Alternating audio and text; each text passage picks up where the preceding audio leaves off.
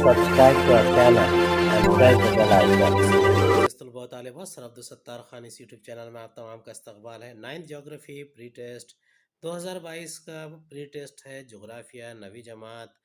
چلیے شروعات کرتے ہیں۔ قبل از جانچ تعلیمی سال 2022-23۔ سوال نمبر 1 ہے، صحیح متبادل کا انتخاب کر کے جملہ مکمل کیجئے۔ پہلا ہے، قشر ارض کی ڈیش دو تہی ہیں۔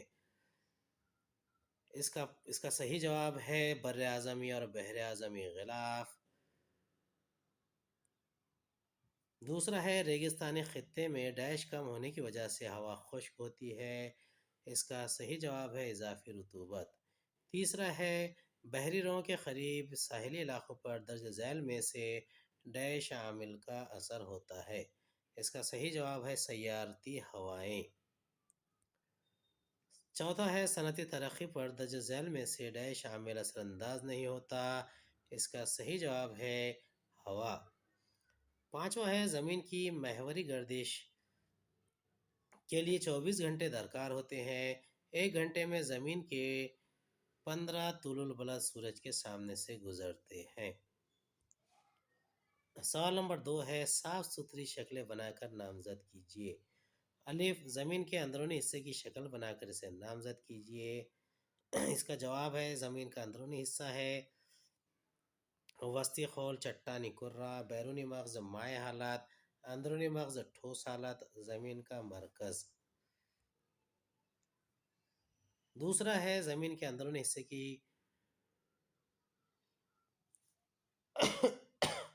دوسری شکل دی گئی ہے، زمین مقناطیسی قطب اور خط استوا۔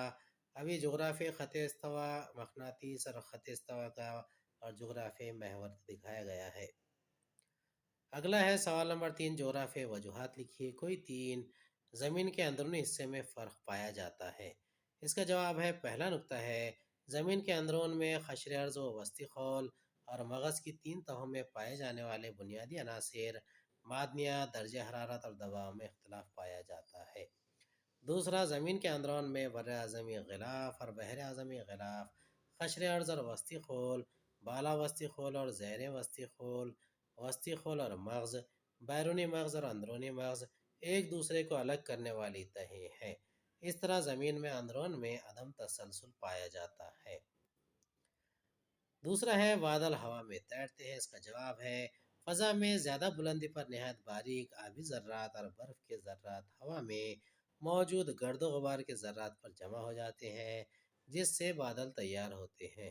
بادلوں میں موجود آبی ذرات اور برف کے ذرات انتہائی باریک ہونے کی وجہ سے وہ قریب قریب بے وزن ہوتے ہیں۔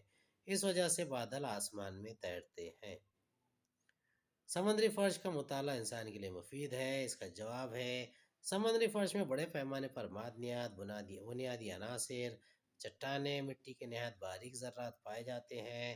سمندری فرش میں بڑے پیمانے پر حیوانات و نباتات کے باقیات پائے جاتے ہیں۔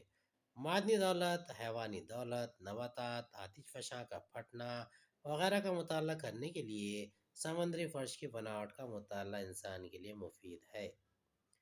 سوال نمبر 4 ہے، دیے ہوئے نقشے کا مشاہدہ کیجیے اور درج ذیل سوالوں کے جوابات دیجیے۔ اے، سمندری رہوں کی خاص قسمیں کون سی نظر آتی ہے؟ بی، خط استوا سے قطبین کی جانب بہنے والی رویں کس قسم کی ہے؟ سی، سمندری رویں دائرہ نما بہتے وقت ان کے بہنے کی سمتوں میں شمالی اور جنوبی قطبین میں کون سا فرق دکھائی دیتا ہے؟ پہلے کا جواب ہے سرد رویں اور گرم رویں۔ دوسرے کا جواب ہے خط استوا سے قطبین کی جانب بہنے والی رویں گرم ہوتی ہے۔